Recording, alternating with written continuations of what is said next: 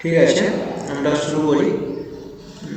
আমি রেঞ্জ পড়িয়েছিলাম অনেক ধরনের। সেখানে আমরা কি কি রেঞ্জ পড়েছি, না কেউ একজন বলো আমরা কি কি রেঞ্জ পড়েছিলাম?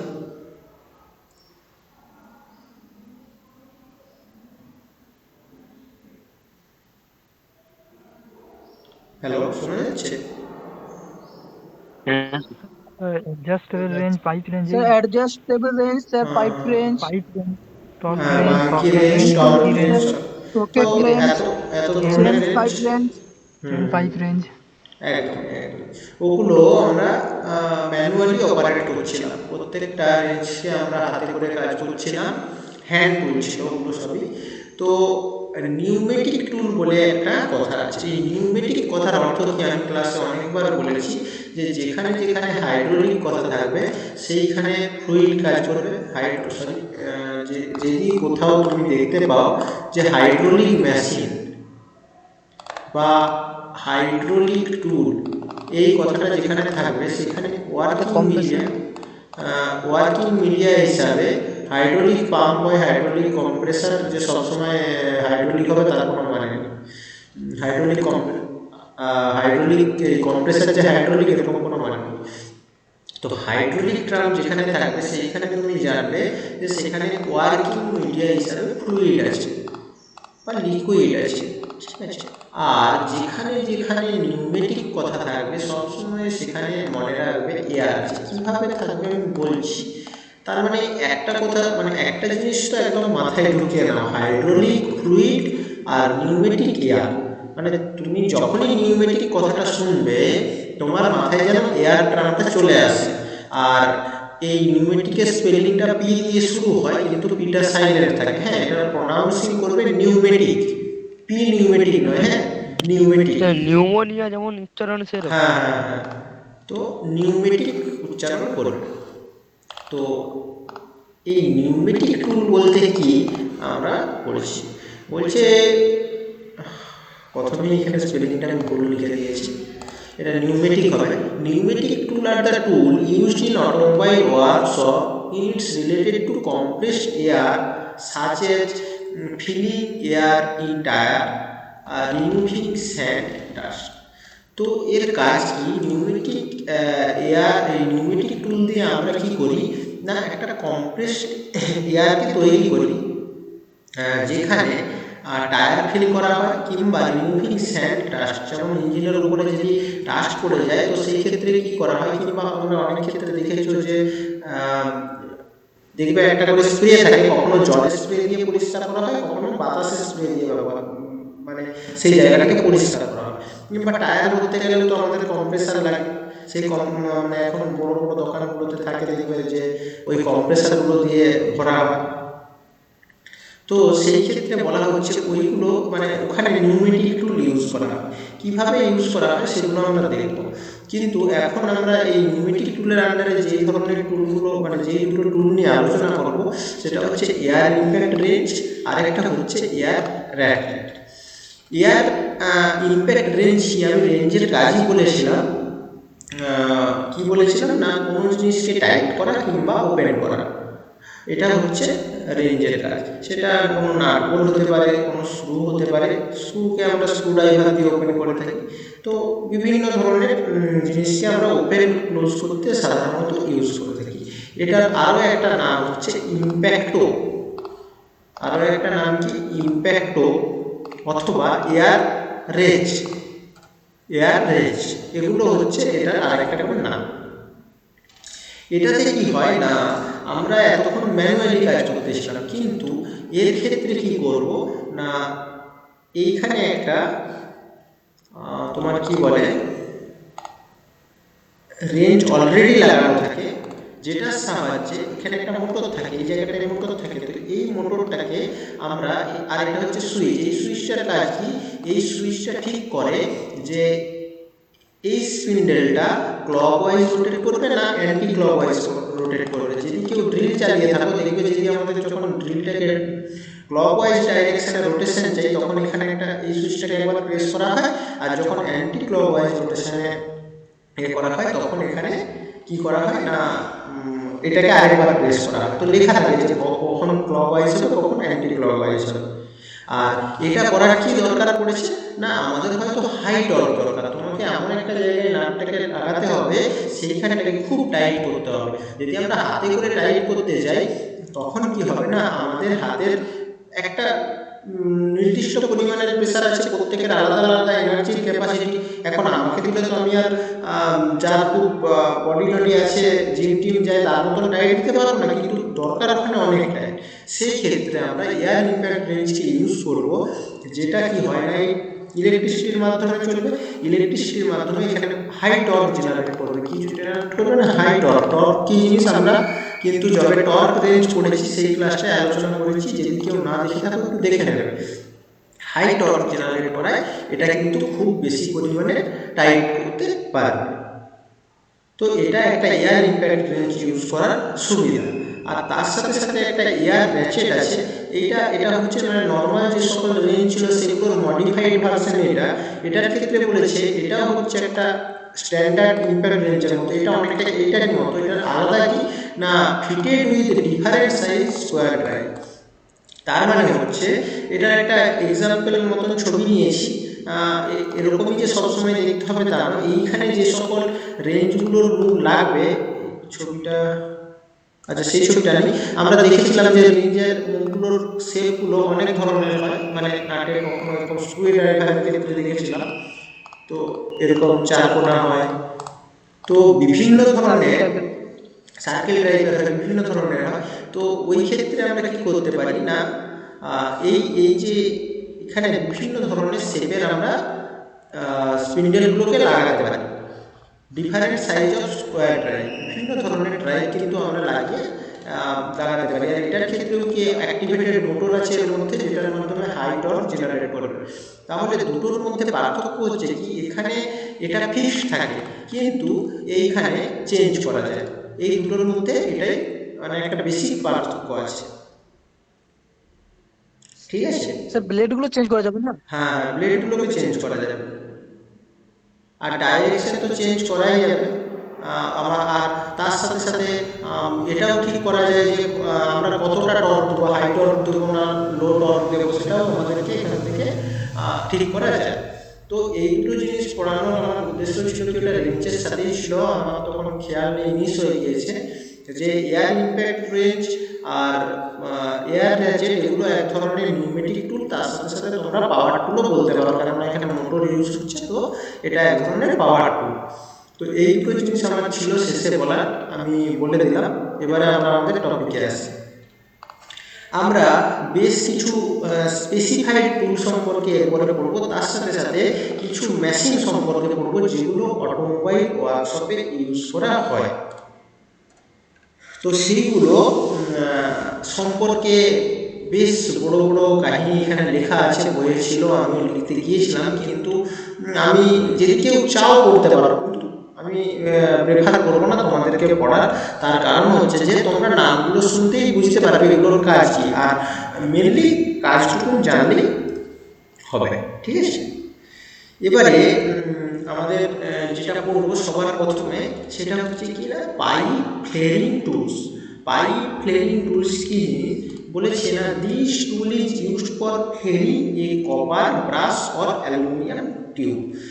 একটা কপার কিংবা ব্রাশ কিংবা অ্যালুমিনিয়াম টিউবকে ফ্লেয়ারিং করতে ইউজ করা হয়। অ্যাকচুয়ালি ফ্লেয়ারিংয়ের বাংলা কি বলবো, অনেকটা যদি তোমার কাছে দুটো টিউব থাকে, সেই দুটো টাইপকে অনেকটা জয়েন্ট করার প্রসেস তুমি বলতে পারো, যে দুটো টিউবকে জয়েন্ট করার প্রসেস বলা যেতে পারে।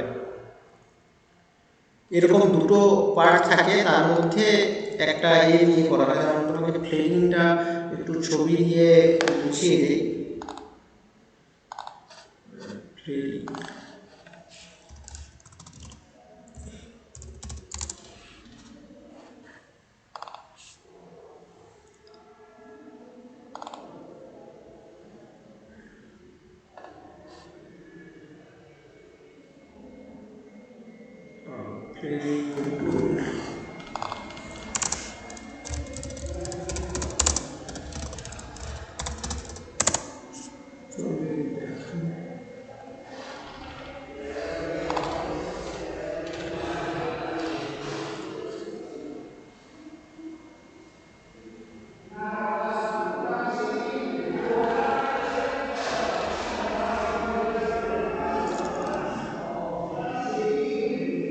তোমরা যদি ছবিগুলো দেখতে পারো এখানে একটু বুঝতে পারবে। অ্যাকচুয়ালি একটু ছবিটা না দেখলে বোঝা যায় না। আমি একটা তোমাদেরকে দেওয়ার চেষ্টা করব যে কিভাবে তোমরা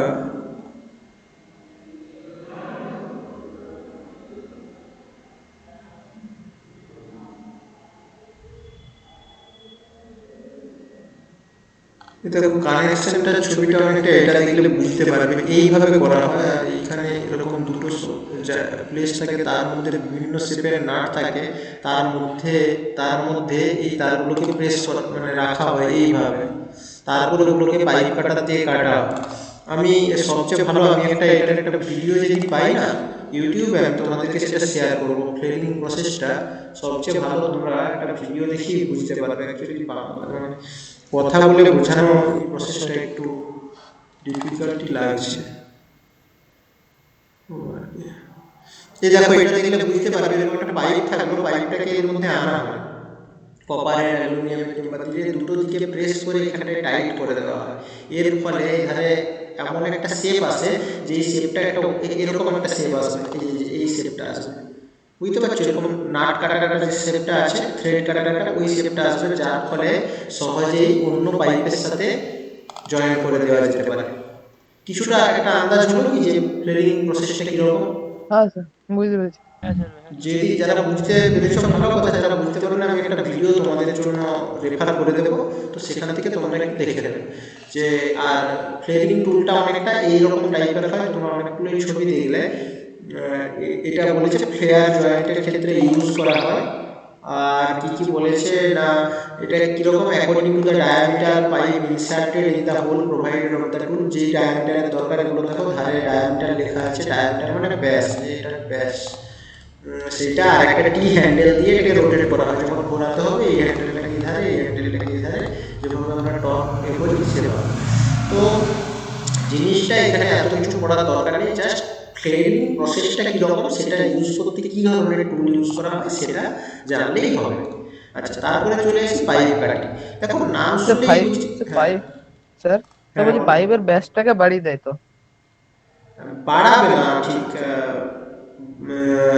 ব্যাসটাকে বাড়াবে না, ওর মধ্যে পাইপটাকে ঢুকিয়ে একটা থ্রেড কাটবে, যাতে অনেকটা কাটের মতো, কাটিং এর মতো, যার ফলে জয়েন করতে পারবে দুটো পাইপকে। জয়েন করতে সুবিধা হয়।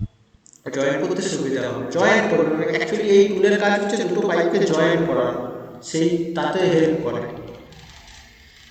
আচ্ছা, তারপরে চলে আসি পাইপ কাটিং। নামটা শুনতেই বুঝতে পারছো যে এই পাইপকে কাটতে সাহায্য করে। একটা পাইপ কাটা থাকে, যার আমরা যেরকম লেন্থের পাইপ দরকার সেটাকে কাটতে যে টুলটা ইউজ করে সেটাকেই পাইপ কাটা বলা হয়। কোনো পাইপের মধ্যে হয়তো হোল করতে হবে কিংবা গোটা পাইপটাকে কাটতে হবে, সেই ক্ষেত্রে যে টুল ইউজ করা হয় সেটাকে পাইপ কাটিং টুল বলা হয়। তারপরে পুলি কুলার, এটার ছবিটা এটা কিভাবে কাটা হয় স্যার? আচ্ছা, এটা কিভাবে কাটা হয় একবার দেখাই। পাইপ কাটিং টুল, পাইপ কাটিং।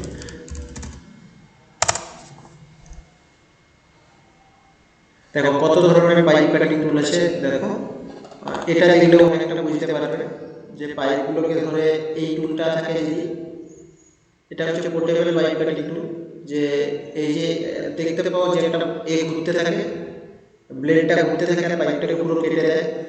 যদি ছোট পাইপ হয় মানে বড় পাইপ হয় এভাবে কাটা হবে, আর যদি ছোট পাইপ হয় তাহলে এইভাবে কাটা হবে। এর মধ্যে টুলটা থাকবে, দিয়ে প্রেস করে দিলেই কাট হয়ে যাবে। তার সাথে সাথে আমি একটা ছবি দিয়েছি, আরও অনেক রকমের ছবি আছে, অনেক ধরনের টুল আছে। তুমি কোনটা দেখতে চাও? এখানে আচ্ছা, এটা নিচে দেখাচ্ছি। এই দেখো এই টুলটার তো আমি ছবিটা দিয়েছি, এই টুলটা কীভাবে কাজ করছে এটা দেখতে পাবে, দেখতে পাচ্ছ? ব্লেড আছে এধারে আর ওধারে, ওটাকে যখন প্রেস করবে ওটা অটোমেটিক কাট করবে, পাইপটাকে দিয়ে আমি ঘোরাতে থাকি। আর যদি ইন্ডাস্ট্রিতে কীভাবে কাটা হয় তারাও দেখতে পাবে। যে কোনো জিনিসে কিউরিসিটি হয় তো তোমরা চট করে যে গুগলে একটু সার্চ করে দেখে নেবে। এখন সবার কাছে ইন্টারনেট অ্যাভেলেবেল, ইন্টারনেটের স্মার্ট ইউজ করতে শেখো। শুধু স্মার্টফোন হাতে থাকলেই চলবে না, সেটা স্মার্ট ইউজও কিন্তু তোমাদেরকে জানতে হবে, তবেই তোমরা স্মার্ট, না হলে কোনো স্মার্ট না। তাহলে পাইপ কাটিং টুল জানলাম। তো এখানে মনে রাখার কি বা প্রশ্ন আসবে কি, তোমাকে একটা টুল দিয়ে দিবে, ছবি দিয়ে দিবে, বলবে এটা কি ধরনের টুল, আর না হলে তোমাকে বলবে যে কোনো পাইপকে কাট করতে কি ধরনের টুলকে ইউজ করা হয়, কোনো পাইপকে জয়েন্ট করতে কি ধরনের টুল ইউজ করা হয়, এরকম প্রশ্ন আসে। তারপরে বলছে পুলি কুলার, নাম শুনেই বোঝা যাচ্ছে কি না কোনো পুলিকে পুল করবে, মানে টানবে। কিভাবে না, এটা কিসের তৈরি বলে দিয়েছে না, মাইল স্টিলের। এটাতে 3 লেগস আছে যেগুলো অ্যাডজাস্টেবল। কীরকম, এই যেগুলো হচ্ছে 3 লেগস, এই একটা, দুটো, আর পিছন দিকে একটা আছে, এটা 3টে লেগ আছে, মানে এটা 3টে লেগ আছে। এই 3টে লেগ অ্যাডজাস্টেবল। অ্যাডজাস্টেবল মানে কি, এগুলোকে নাটগুলোকে টাইট করে কখনো ছোট কখনো বড় করা যায়, ঠিক আছে। আর কি বলেছি, এটি selected according to the size of the পুলি, আমাদের কি ধরনের পুলিকে তুলতে হবে তার জন্য ইউজ করা হয়। আচ্ছা, আর তাহলে এটারও একটা ছবি দেখাই পাইপ কুলারের। স্যার এটা ফ্যানে ব্যবহার হয় না এটা? হুম, সিলিং ফ্যানে সে পাইপ। কুলার, হ্যাঁ।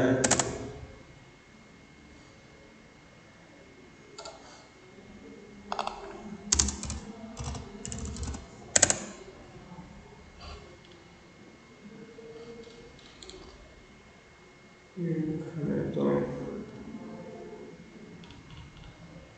সব বড় বড় কি দেখাচ্ছে, ও সরি পুলি কুলার ছিল। এটা তোমরা বলো কি দেখছো।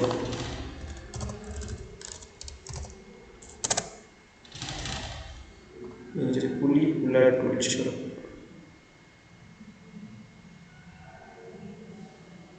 টুলগুলো তো এখান থেকে দেখতেই পাচ্ছ কিভাবে কাজ করে।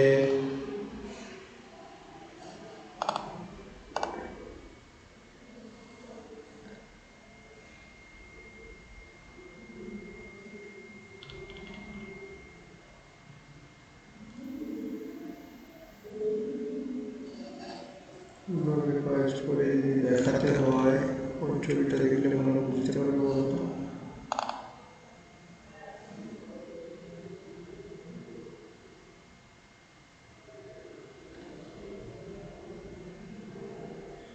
এইটা দেখলে বুঝতে পারবে। এখানে লেগগুলো দেখতে পাচ্ছ, এই দেখো একটা লেগ, এটা ছবিটা আগে দেখে নাও। এখানে ছবিটা দেখতে পেয়েছো, ছবিটা যদি না দেখতে পাও একবার ভালো করে আগে দেখে নাও এই জিনিসটা কিভাবে কাজ করছে। দেখো 3টা লেগ, এধারে একটা, এধারে একটা, এধারে 3টা লেগ আছে। এই লেগটার মাঝখানে নাটটা আছে, এই নাটটাকে এখানে ঘুরিয়ে আগে পুলিটাকে ধরেছে, তারপরে পুলিটাকে ওখান থেকে বের করছে। সাপোজ যদি তুমি দেখো কোনো একটা মেশিনে যেখানে পুলিটা রোটেট করছে, পুলিটাকে বের করে আনার জন্য কি প্রসেস আছে না, আগে এই এগুলোকে সেট করে দিয়ে তারপরে ওটা এই নাটটাকে দিয়ে ওই পুলিটাকে রোটেট করানো হয়, তারপরে ওটাকে বের করে আনা হয়। আর যদি এগুলো না ওয়ার্কিং কন্ডিশনে না দেখালে মুখে বলে বোঝানো খুব কষ্টের আছে। আমি যে টুলগুলো বললাম তোমরা একটু ইউটিউবে যে এগুলোর উপরে কিভাবে কাজ করে না, একটু ভিডিওগুলো দেখে নেবে, তাহলে বুঝতে পারবে। মুখে একটু বোঝা যাবে। এই দেখো এটা সিলিং ফ্যানে সে বিয়ার। হ্যাঁ, এই দেখো এই মাঝখানে যে এটা আছে, এটাকে যদি বের করতে চাই কিভাবে বের করবো না, এইভাবে পুলি কুলার দিয়ে আগে টাচ করবো, দিয়ে এটাকে রোটেট করিয়ে আগে এটাকে ধরবো, তারপরে এটাকে টেনে তুলবো। যারা দেখেছো তারা বুঝতে পেরে যাবে, কিন্তু যারা দেখোনি তাদের কাছে একটু কষ্ট লাগবে হয়তো প্রথমটা। এই যে এটাই না পুরো ওয়ার্কিং প্রসেসটা দেওয়া আছে, যে বিয়ারিং কুলার, যে এটা বিয়ারিংকে কিভাবে বের করা হয় সেটা এখানে দেখানো আছে। অনেকটা একই রকম, এটা দেখলে বুঝতে পারবে প্রথম থেকে। এটাকে ধরে প্রথমে টাইট দেওয়া হচ্ছে, তারপরে এটাকে রোটেট করা হচ্ছে ক্লকওয়াইজ অ্যান্টি ক্লকওয়াইজ, আমাদের যেরকম দরকার সেইভাবে। একটু ইউটিউবে যে এগুলো দেখবে তাহলে দেখলে ক্লিয়ার হয়ে যাবে। কন্টেন্ট তো আমি তোমাদেরকে দিয়ে দিচ্ছি, একটু নিজেরা ঘাটাঘাটি করো তাহলে আর একটু ক্লিয়ার হবে। এটা পুলি কুলার ছিল, তারপরে দেখো যে বিয়ারিং কুলার যেটা দেখালাম, এটার কাজ হচ্ছে বিয়ারিংকে পুল করবে। স্যার দুটো একই টাইপের? একই যে পুলি কুলারে 3টা লেগ থাকবে আর বিয়ারিং কুলারে 2টো লেগ থাকবে। পার্থক্য মেজর এটা, ম্যাক্সিমাম ক্ষেত্রে হয়, এমন নয় যে ফিক্সড এটাই, কিন্তু ম্যাক্সিমাম ক্ষেত্রে পলি কুলারে 3টা লেগ থাকে আর বিয়ারিং কুলারে 2টো লেগ থাকে। আর গিয়ার কুলারটাও দেখো একই রকম অনেকটা, এটার মাধ্যমে এটার সাহায্যে গিয়ারকে তোলা হয়, এটার নাম হচ্ছে গিয়ার কুলার, এটারও 3টা লেগ আছে। আর লেগগুলো কিন্তু অ্যাডজাস্টেবল, এখানে লেগগুলো কিন্তু অ্যাডজাস্টেবল, এটুকু মনে রাখবে। এই স্পেশাল কিছু ধরনের টুল ছিল যে poly cooler, bearing cooler, gear cooler, এগুলোকে নামটা শুনলেই বুঝতে পারছো যে ওখান থেকে যদি বের হতে হবে, বের পুলি হতে হবে। বলার আছে, পুলি মানে কি? আরে পুলি মানে তোমরা কুয়ো দেখেছো? কুয়ো, হ্যাঁ স্যার দেখেছি। কুয়োতে সেই যখন জল বের করে, মানে জল তুলে, দেখবে একটা চাকা থাকে উপরে, যেই চাকাটা দিয়ে বালতিটাকে নামানো হয়, হ্যাঁ স্যার। ওই বালতিটাকে পুলি বলে। মানে যে সেখানে জায়গায় কোনো জিনিসকে তোলা নামানোর কাজে যেটা ইউজ করা হয়, মানে তার থেকেও ভালো করে বলতে পারি, ধরে নাও এখন তো ক্রেন হয়ে গিয়েছে, তোমার এখানে একটা কিছু কাঠ টাইপের মানে ভারী কিছু পড়ে আছে, এই ভারী কিছু জিনিস পড়ে আছে, এটাকে তুলতে গেলে কি করবো, আমি কি করবো না, একটা রোপ নেব, একটা রোপ নিয়ে এখানে বাঁধবো, আর এই সার্কেলটা এইটা দিয়ে এধার ধরে আমি টানবো, টানলে কি হবে, এটা উপরের দিকে উঠতে থাকবে না, আমি যদি এখানে প্রেস করি তাহলে এটা উঠতে থাকবে। এইটা কি হিসাবে কাজ করছে না, এটা পুলি হিসাবে কাজ করছে, ঠিক আছে? এটাকে পুলি বলা হয়। এটা তো মাধ্যমিকে তোমাদের জানার কথা ছিল, এটার প্রমাণ ছিল যে একটা কি বেশ M1 M1 V1 equal to something. English নামটা মনে ছিল না। আচ্ছা, এটার বাংলা নাম কি আমি জানি না, এই তো কি এটার বাংলা, এটা তো বাংলাতেও মনে পুলি বলতো, মনে নেই আমার। তো এই টুলগুলো সম্পর্কে এগুলো একটু দেখে রাখবে, না দেখলে আমি বলেছি আজকের ক্লাসে এগুলো মানে বিশাল কিছু নয় যে মুখস্থ করতে হবে এত এত লেখা, জাস্ট দিয়ে রেখেছি, আর তোমরা জাস্ট জিনিসগুলো সম্পর্কে জানবে যে কী কাজ করে, আর নামটা দেখলে বুঝতে পারবে, যাতে চিনতে পারো যে কোনটা কি। আচ্ছা, এবারে আসি যে আমাদের কিছু অটোমোবাইল ওয়ার্কশপে, তোমরা যে ওয়ার্কশপে কাজ করবে সেখানে কিছু মেশিন আছে, ছোটো ছোটো মেশিন, বড়ো মেশিন নয়, তো এইগুলো সম্পর্কে তোমাকে জানতে হবে। আমি তোমাদের নিচে কি লেখা আছে আমি দেখাবো না, আমি তোমাদেরকে একটা জিনিস নাম বলবো, তোমরা নিজেরাই বলে দিতে পারবে ওগুলোর কাজ কি। তোমরা বলো গ্রিস গানের কি কাজ হতে পারে? স্যার কোনো স্যার গাড়িতে এসে গ্রিজ করার জন্য চাকাতে। বাকিটা বলো,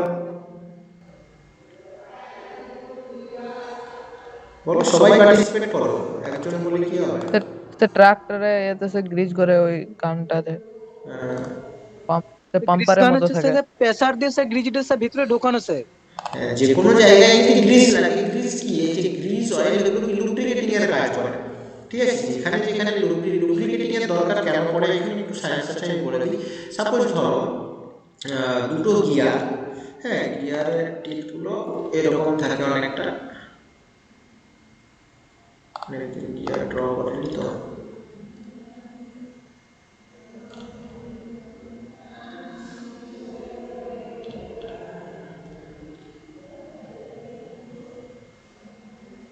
এরকম টাইপের গিয়ারগুলো হয়, অনেকদিন ড্র করা হয়নি, নাহলে একটু ভালো হয়তো আঁকতাম। তো এই ধরনের হয়,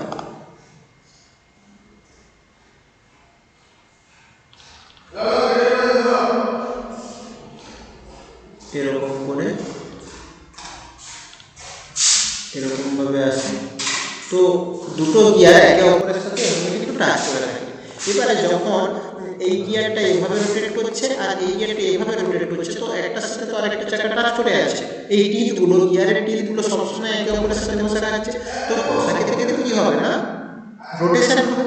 তো রোটেশন হওয়ার সময় এগুলো একে অপরের সাথে যখন উইয়ার হবে, উইয়ার মানে কি, ক্ষয় হবে, মানে ফ্রিকশন তৈরি হবে, ফ্রিকশন তৈরি হওয়া মানে হিট উৎপন্ন হবে, হিট উৎপন্ন হলে তাড়াতাড়ি ওয়্যার হবে আর টিয়ার হবে, ফলে এইগুলো লস হয়ে যেতে পারে। তো শুধুমাত্র যে গিয়ারের ক্ষেত্রেই তা নয়, যেখানে যেখানে দুটো পার্টস, একটা পার্টস আরেকটা পার্টসের সাথে টাচ করছে বা সবসময় ফ্রিকশন হচ্ছে, তোমরা যখন ইঞ্জিন পড়াও দেখবে ইঞ্জিনে কত জায়গা আছে যেখানে মানে এত স্পিডে গাড়িটা চলে যে কত তাড়াতাড়ি ফ্রিকশন হয়। তো ফ্রিকশন হওয়া মানে হিট জেনারেট হওয়া, হিট জেনারেট হওয়া মানে তাড়াতাড়ি ওয়্যার হওয়া। তো ওই হিটটাকে কন্ট্রোল করার জন্য আমাকে কোথাও কোথাও গ্রিস ইউজ করতে হয়, কোথায় কোথায় অয়েল ইউজ করতে হয়, বিভিন্ন ধরনের লুব্রিকেট ইউজ করতে হয়। এই যে গ্রিস, অয়েল, এগুলো হচ্ছে লুব্রিকেট। লুব্রিকেটের কাজ কি না, জায়গাটাকে মসৃণ করবে, যে তোমরা যদি দুটো হাতকে এমনি ঘষো আর তার সাথে যদি মাঝখানে তেল নিয়ে ঘষো, তাহলে দেখবি যখন হাতে তেল নিয়ে নিচ্ছ তখন দুটো হাত স্মুথ লাগছে। ওই তেলটা কিসের কাজ করছে না, লুব্রিকেটের কাজ করছে। তো এই গ্রিজ অয়েল লুব্রিকেট মানে কি? বাংলা মানে পড়ে না, তোমরা ইংলিশের সাথে অভ্যস্ত হও এখন থেকে, যে লুব্রিকেটিং হিসাবে কাজ করছে। তোমরা মনে রাখবে, হ্যাঁ পিচ্ছিল পদার্থ, অ্যাকচুয়ালি পিচ্ছিল পদার্থ হিসাবে কাজ করে। তো লুব্রিকেটিং এখন থেকে আমি বলছি কথাগুলোর সাথে মানে খাপ খেয়ে নেওয়া, লুব্রিকেট। তো এই যে লুব্রিকেটিং হিসাবে কাজ করছে, তো আমাদের একটা অটোমোবাইল শপে অটোমোবাইল বডিতে বিভিন্ন জায়গায় লুব্রিকেটিং এর কাজে লাগে। তো যেখানে গ্রিজ কাজে লাগে, আমাকে সেই জায়গাটা যদি গ্রিজ দিতে হয়, গ্রিজ একটা কেমিক্যাল এলিমেন্ট, মানে একটা কেমিক্যাল পদার্থ। তো ওইটাকে আমরা যদি দিতে চাই তো হাতে করে দিতে পারবো না, কিংবা কোনো একটা মেশিনের ভেতরে দিতে হবে, সেইখানে আমাদের কী করে দেবো, কীভাবে দেবো না, সেই জন্য গ্রিজ গার্ডেন তৈরি হয়েছে। যেখানে অয়েল দিতে হবে সেখানে কি দেবো না, অয়েল দেবো। কোনো জায়গায় অয়েল দিতে হয়, আবার কোনো জায়গায় স্প্রে করতে হয়। তো যেখানে স্প্রে করতে হবে সেখানে অয়েল স্প্রে গান ইউজ করবো, যেখানে লিকুইড দিতে হবে সেখানে অয়েল গান ইউজ করবো। তো এই তিনটা টুল সম্পর্কে না জানার কিছু নেই, জাস্ট বোঝা যাচ্ছে যে এই গ্রিজ অয়েল এইগুলোকে দিতে যে ধরনের টুল লাগে সেটা নিয়ে বলা হচ্ছে তোমার গ্রিজ গান, অয়েল গান, অয়েল স্প্রে গান। এবারে চলে আসছে পরে একটা হাইড্রোলিক লিকুইডটা। সাপোজ ধরো তোমার গাড়ির নিচে কোনো একটা পার্টসে প্রবলেম হয়েছে, আমি ধরলাম ডিফারেন্সিয়ালে প্রবলেম হয়েছে। তো ডিফারেন্সিয়াল তো এখন জানো না, সাপোজ ধরো গাড়ির নিচে যে কোনো একটা পার্টসে প্রবলেম হয়েছে, কিংবা গাড়ির নিচটা তোমাকে ধুতে হবে। তো তুমি কিভাবে ধরো, ওর উপরে শুয়ে যেয়ে হবে কি? তো সেই ক্ষেত্রে কি হবে না, গাড়িটাকে উপরের দিকে তুলতে হবে। তোলার জন্য কি ইউজ করবে, বলবে স্যার আমি ক্রেন দিয়ে তুলে দেবো। কিন্তু একটা অটোমোবাইল শপে সবসময় তোমার কাছে ক্রেন রাখা সম্ভব নয়, ক্রেন অনেক কস্টলি জিনিস। তো সেই ক্ষেত্রে একটা লিফট ইউজ করা হয়, কি সেই যেই লিফটটার নাম হচ্ছে হাইড্রোলিক লিফট। এই হাইড্রোলিক জ যেটা বলে, হাইড্রোলিক জ বলে না, যেটা জগ থাকে না, যেরকম জ নয়, জ্যাক বলে আমাদের জায়গায়, জ আলাদা জ্যাক, জ না জ্যাক। হাইড্রোলিক লিফটের কাজ কি না, হাইড্রোলিক মানে আমি কি বলেছিলাম, ফ্লুইড থাকবে, এরকম একটা জায়গা থাকে। অ্যাকচুয়ালি এখন তো নিউমেটিক ইউজ হয়, হাইড্রোলিকও ইউজ হয় কম। মানে নর্মালি তুমি এখানে নর্মাল আমাদের এখানে গ্যারেজটা আছে, নিউমেটিক দেখতে পাবে, মানে এয়ার দিয়ে ইউজ করে। কিন্তু হাইড্রোলিকের কাজ হয় কিনা, এরকম একটা জায়গা থাকে যার উপরে এরকম একটা প্লেট থাকে। তো এই প্লেটের উপরে গাড়িটাকে দাঁড় করিয়ে দেয় প্রথমে, মানে প্রথমে তো নর্মালি এই পজিশনে থাকে, আর এই জায়গাটা ফ্লেক্সিবল থাকে, মানে কাটা থাকে, উপরের সাথে প্লেন থাকে না। ছবিটা চেঞ্জ করে দিই, এরকম থাকে, ঠিক আছে। এবারে কি হয় না, এটা বক্সের মতন আছে, এরকম থাকে। তো যেই তোমার এখানে ফ্লুইড ভরা থাকে, আর এখানে একটা প্যাডেল থাকে। তো প্যাডেলের সাহায্যে কি করে না, এটাকে তুমি প্রেস করবে, এই ফ্লুইডটা যখন উপরের দিকে উঠতে চাই একটা প্রেসার দেবে। এই প্রেসারটা দেওয়ার ফলে ফ্লুইডটা কি? যে কোনো ফ্লুইড থাকতে পারে, ওটা ওয়ার্কিং কন্ডিশন। ফ্লুইড মানে লিকুইড টাইপের কিছু থাকে, হ্যাঁ স্যার ঠিক আছে। জলও থাকে, মানে অ্যাকচুয়ালি তোমরা জল দিয়ে আপাতত ভাবো যে ওই হাইড্রোলিক সিস্টেমে কি ধরনের ফ্লুইড ইউজ করতে হয় সেটা আবার একটা আলাদা চ্যাপ্টার। তুমি মনে রাখবে যেখানেই হাইড্রোলিক সেখানেই ফ্লুইড মানে লিকুইড টাইপের কিছু আছে। মানে অ্যাকচুয়ালি আমি যদি মনে রাখি, আমি যেমন আগে মনে রাখতাম হাইড্রোলিক মানে যেমন জল মাথায় আসে, জল মানেই ফ্লুইড, জল মানেই লিকুইড। আমি যদি এখন থেকে তোমাদেরকে জল বলে দিই, তোমরা সারা জীবন জল করে কাটিয়ে যাবে। ওই জন্য আমি জলটা উচ্চারণ করতে চাচ্ছি না। তো কি করা হয় না, এখানে যেই প্রেসার দেওয়া হবে এটা উপরের দিকে উঠতে চাইবে, তখন কি হবে না, এটা উপরে, এখন দেখো গাড়িটা ধরে নাও এই জায়গায় আছে, যেই এই জায়গাটা উপরের দিকে উঠতে শুরু করলো, এই জায়গাটা যেই উপরের দিকে উঠতে শুরু করলো, তখন এই গাড়িটা অটোমেটিক উঠে যাবে উপরের দিকে। গাড়ি এতটা উপরে চলে এসেছে, এবারে তুমি নিচে যাও, এখানে পরিষ্কার করবে, সারাবে, যা ইচ্ছে করতে পারো। এই সিস্টেমটাকে বলা হয় হাইড্রোলিক লিফট।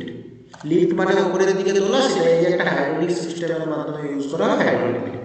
আর একটু আগে আমরা বললাম এয়ার কম্প্রেসার কোথায় ইউজ করা হয়, গাড়ির চাকাতে তেল দিতে, গাড়ির চাকাতে তেল দিতে বলে দিচ্ছি, গাড়ির চাকাতে পাম্প দিতে ইউজ করা হয়। তার সাথে সাথে যদি কোনো জায়গায় ডাস্ট থাকে কিংবা কোনো জায়গাতে হাই প্রেসারাইজড করে কিছু পরিষ্কার করার থাকে, সেখানেও কিন্তু এয়ার কম্প্রেসার ইউজ করা হয়। আচ্ছা, এবারে বলি ভালভ ফ্রেশ গ্রাইন্ডার। এবারে ভালভ কি জিনিস সেইটা আমরা যখন ইঞ্জিন পড়বো, ইঞ্জিনের পার্টস সম্পর্কে পড়বো, সেখানে জানবো।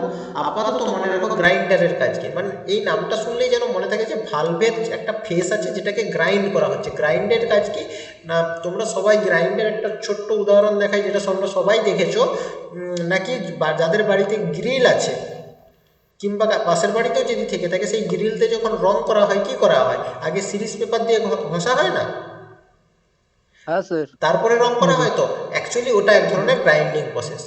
ওইটা যখন বড় বড় মেশিনে হবে তখন সেটাকে বলা হবে গ্রাইন্ডিং মেশিন। সেখানে কি হবে না, একটা মোটর থাকবে, যেই মোটরটা এরকম দুটো মোটর থাকে, যেই মোটর দুটো সবসময় ঘুরতে থাকে, এর উপরে একটা অ্যাব্রেসিভের বেল্ট থাকে। অ্যাব্রেসিভ বলতে কোনটা না, ওই তোমরা যে সিরিজ পেপারের উপরে দেখবে এরকম ছোট ছোট গুটি কাটা থাকে, এরকম ছোট ছোট গুটি থাকে। যখন ওই গুটিগুলো ক্ষয়ে যায় তখন ওই পেপারটা বাদ দিয়ে দেওয়া হয়। হ্যাঁ, তোমরা যেটাকে বালি বলছো, পেপারের মতনই তো। তো হ্যাঁ হ্যাঁ হ্যাঁ, তোমরা যেটাকে অ্যাকচুয়ালি এমরি পেপার, আমারই বলা ভুল, ওটাই এমরি পেপার। ক্লিনিং টুল ভালো করে পড়েছে ছেলেটা। তো ওই তোমরা যেটাকে বালি বলছো ওগুলোকে আমরা টেকনিক্যাল ভাষায় অ্যাব্রেসিভ বলবো। অ্যাব্রেসিভ সব টেকনিক্যাল টার্ম তোমাদেরকে এখন থেকে শিখতে হবে। তো ওইগুলো যখন ক্ষয়ে যায় তখন আমরা নতুন লাগিয়ে দিই। তো যখন ওটা বড় বড় মেশিনের সাহায্যে করা হবে তখন সেটাকে গ্রাইন্ডিং মেশিন বলবে। তো ভালভের ফেসকে যদি গ্রাইন্ড করতে হয় তাহলে আমাদেরকে যে মেশিনটা কাজে লাগতে হবে তখন তাকে বলা হবে ভালভ ফেস গ্রাইন্ডার। কেন ভালভ ফেসকে গ্রাইন্ডিং করতে হয় আমরা পড়বো সেই নিয়ে ইঞ্জিনে। আর ভালভ সিট কাটার মানে ভালভের যে সিট আছে সেটাকে যদি কাটতে কোনো ইনস্ট্রুমেন্ট ইউজ করা হয় সেটার নাম হচ্ছে ভালভ সিট কাটার। আবার এটা হচ্ছে ভালভের ফেসকে গ্রাইন্ডিং করার জন্য যেই জিনিসটা লাগছিল সেটাকে ভালভ ফেস গ্রাইন্ডিং বলছে। আবার যদি ক্র্যাঙ্ক শ্যাফটকে গ্রাইন্ড করার জন্য যে মেশিন লাগে সেটাকে ক্র্যাঙ্ক শ্যাফট গ্রাইন্ডার বলে। এখন আমি তোমাদেরকে কেন এড়িয়ে যাচ্ছি, এই ভালভ, ক্র্যাঙ্ক শ্যাফট এগুলো এক একটা ইঞ্জিনের পার্ট। আমরা ইঞ্জিনের পার্ট পড়বো যখন নামগুলো জানবো, এখন শুধু নামগুলো শুনে রাখো, এগুলোর ইন ডিটেলসে পড়তে গেলে অনেক পড়তে হবে। এখন যদি এগুলোই চলে যাই আমাদের এই জিনিসটা শেষ হবে না। তো আমরা পড়তে গেলে পড়াশুনোর টাইপটা এরকম হবে যে আমরা সবসময় যে কোনো একটা জিনিস পড়তে বসেছি, তোমরা নতুন নতুন পড়বে, নতুন নতুন শিখবে এই লাইনে। তো তোমরা পড়তে বসে দেখবে কিছু কিছু টার্ম তোমাদের মাথায় ঢুকছে না, যে স্যার আমাদেরকে এই চ্যাপ্টারটা পড়িয়ে দিলেন, এইগুলো তো কখনো বলেননি। তো জাস্ট গো থ্রু ইট মানে কি, পড়ো আর বেরিয়ে যাও। দরকার হলে নিচে একটা ছোট্ট আন্ডারলাইন করে থাকো। এটা কোনো মানে আজ পর্যন্ত কোনো মানুষই আবিষ্কার হয়নি, মানে খুব এই ধরনের মানুষ হয়তো খুব কমই আছে যে একবার পড়েই সব বুঝে যায়। তো কিছু জিনিস বুঝতে পারছো না মানে সেটাকে নিয়ে প্রেশার নেওয়ার চাপ নেই, জাস্ট পড়ো আর বেরিয়ে যাও। তুমি যদি ওই জিনিসটা সম্পর্কে এটা পড়তে পড়তে তোমার মনে হলো ক্র্যাঙ্কশ্যাফট কি একটু দেখি, তো ক্র্যাঙ্কশ্যাফট দেখতে যেয়ে তুমি সারাদিন কাটিয়ে দিলে, তাতে তোমার কোনো লাভ নেই। এখন উৎসাহের বসে তুমি হয়তো দেখতে পারো কিন্তু ওটা দেখতে যাবে না, এখন চলে যাও পড়াবো, এমন নয় যে নয়। আর এই যে লেদ মেশিন একটা বিশাল বড় মেশিন, আর এটার অনেক বড় কাজ আছে। মানে লেদ মেশিন নিয়ে ধরে নাও পুরো 1 বছর পড়ানো যাবে। যারা টার্নার পড়ে তারা তো মনে হচ্ছে লেদ মেশিন নিয়েই 6 মাস পড়ে। তো জাস্ট মেশিনটার নাম শুনে রাখো, লেদ মেশিন। এটা আমাদের কলেজে এলে আমাদের শপে আছে, তোমাদেরকে দেখানো হবে। ড্রিল মেশিন, যেই মেশিন ড্রিল করে। তারপরে সিলিন্ডার, বোরিং বার। এই যে সিলিন্ডার কী জিনিস আর বোর কী জিনিস সেটা তোমরা যখন ইঞ্জিনের পার্টস পড়বো তখন সব জেনে যাবে। একটা ইঞ্জিনের সিলিন্ডারের ডায়ামিটারকে বোর বলে। দেখবে এরকম একটা ইঞ্জিন সিলিন্ডার থাকে, এর মধ্যে পিস্টন থাকে, যেই পিস্টনটা আপ অ্যান্ড ডাউন করে, এই পিস্টনটা এখানে আপ অ্যান্ড ডাউন করে। আপ অ্যান্ড ডাউন করার সময় এই ধারগুলো ক্ষয়ে যায় কীরকম হয়ে যায় না, ট্যাপার হয়ে যায়, এরকম হয়ে যায়। কেন হয় তখন এখন বলতে গেলে এগুলো অনেক সময় লাগে। তো সেই জায়গাগুলোকে সোজা করতে গেলে সিলিন্ডার, বোরিং বার ইউজ করা হয়। আবার আছে ফেজিং অ্যান্ড ক্যালিব্রেশন মেশিন। কোনো ইনস্ট্রুমেন্টকে, ডিজিটাল ইনস্ট্রুমেন্টকে ক্যালিব্রেট করার জন্য এই মেশিনটা ইউজ করা হয়। ইনজেক্টর প্রেসার টেস্টার, কোনো একটা জায়গায় প্রেসার কতটা আছে আমরা দেখব। এক একটা জায়গা থাকবে ইঞ্জিনের, সেখানে কিন্তু একটা মানে প্রেসার ওখানে দিয়ে রাখতে হবে। সেই প্রেসারটাকে টেস্ট করব কিভাবে, সেইখানে কিন্তু আমাদেরকে এই মেশিনটা কাজে লাগবে। স্প্রে পেন্টিং মেশিন, কোনো একটা জায়গায় পেন্ট করতে গেলাম তখন এই যে স্প্রে পেন্টিং মেশিন, এগুলো দেখেছো অনেকে ইউটিউব ভিডিওতে ছোটোখাটো, যে বাড়িতে মানে গাড়িতে রং করা হয় কীভাবে, স্প্রে দিয়ে ঘুরিয়ে দেয়। আলমারি আলমারি রং করতে এটা ইউজ করা হয় দেখবে। হ্যাঁ স্যার, আলমারিতে বেশি করা। আর কার জেট ওয়াশার, মানে গাড়ি ধোয়ার সময় যেই স্পিডে জল যেটা বেরায় সেটা হচ্ছে কার জেট ওয়াশার। তাহলে কার জেট ওয়াশার সম্পর্কে তোমরা পরিচিত, স্প্রে পেন্টিং মেশিন সম্পর্কে তোমরা পরিচিত। পরিচিত নয় হচ্ছে এটা, এটা, এটা। ড্রিল মেশিন সবাই কম বেশি দেখেছো, লেদ অনেকে দেখোনি, এটা দেখোনি, এটা দেখোনি, আর এটা দেখোনি। হাইড্রোলিক লিফটও দেখেছো, বাকিগুলো সবাই জানো। তাহলে আমাদের 15টার মধ্যে 3 3 7টা মোটামুটি তোমরা নামটা, এয়ার কম্প্রেসার দেখেছো, আমি এয়ার কম্প্রেসার বাদ দিয়ে দিলাম না কেন, সবাই দেখেছো। গাড়ির রাস্তার ধারে যে এগুলো থাকে ওখানেই বসানো থাকে একদম। স্যার লেদ মেশিনটাও অনেকে দেখে। হ্যাঁ, অনেকেই দেখেছে। মোটামুটি 6টা সম্পর্কে হয়তো ম্যাক্সিমাম ছেলে অবগত নয়। স্যার লেদ মেশিনে ফুটা করা হয়। অনেক কাজ করা হয়। লেদ হচ্ছে একটা মাল্টিপারপাস মেশিন। আরও একটা জিনিস বলে দিই, এই লেদ মেশিন আমরা কথাটার সাথে পরিচিত, কিন্তু লেদ কোনো মেশিন নয়, ঠিক আছে? মানে আমরা টেকনিক্যাল ভাষায় লেদকে কখনো আমরা, সরি এটা নয়, লেদকে আমরা কখনো মেশিন বলবো না। লেদ হচ্ছে একটা টুল, মেশিন টুল, মেশিন টুল। যেমন স্প্যানার, হ্যামার এগুলো একটা টুল, সেরকম লেদ একটা টুল। কেন মেশিন বলবো না আমরা জানবো, লেদ মেশিন নয়। আমরা বলি লেদ মেশিন, কিন্তু মানে টেকনিক্যালি লেদ একটা মেশিন নয়। মেশিনের ডেফিনেশনকে অনেক স্যাটিসফাই বড় করে হয়, না। অনেক মোটর থাকে বলে বলে সবাই যে মেশিন মেশিন। হ্যাঁ হ্যাঁ হ্যাঁ, আচ্ছা। তো এই মেশিনগুলো সম্পর্কে ওয়ার্কশপ, মানে আমাদের অটোমোবাইল শপে এই মেশিনগুলো সম্পর্কে ডিল করতে হয়, সেই জন্য আমরা এগুলো জানবো। আর এগুলো সম্পর্কে আমি দুই একটা ছবি দিয়ে রেখেছি, কিংবা প্রত্যেকটা সম্পর্কে কিছু কিছু লিখে রেখেছি, কেমন হয় তথ্য। ওই যে বললাম, জাস্ট গো থ্রু ইট, মানে পড়ো আর বেরিয়ে যাও, এগুলোর ভিতরে বেশি ঢোকার কোনো দরকার নেই। যেন আমি এটুকু, মানে তোমাকে যদি আমি কখনো বলি যে বাবা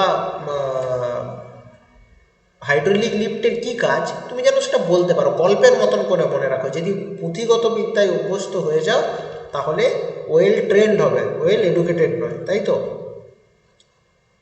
আচ্ছা তো স্যার, ওটা তো স্যার ইংলিশে মনে রাখা সম্ভব নয় তো হ্যাঁ, আমি বলতে। বলছি তোমরা এখন ইংলিশ বই পড়বে, তো আমি আমার অভিজ্ঞতা থেকে বলছি, আমরাও তো প্রথমে বেঙ্গলি মিডিয়াম থেকে এসেছিলাম, তাও তো তোমাদেরকে এখানে বাংলায় বলছে, আমাদেরকে তো কেউ বাংলাতেও বলতো না। আমরা তো বিটেকে মনে হয় আমাদেরকে ফার্স্ট ইয়ার থেকেই, মানে প্রথম থেকেই ইংলিশ লেকচারই ফেস করতে হতো, মানে বাংলা খুব কমই ক্লাসে উচ্চারণ হতো। তো ওতে ভয় পাওয়ার কিছু নেই, যে তুমি জাস্ট পড়বে আর বেরিয়ে যাবে। দাঁড়াও, এটা অফ করি, তারপরে আমি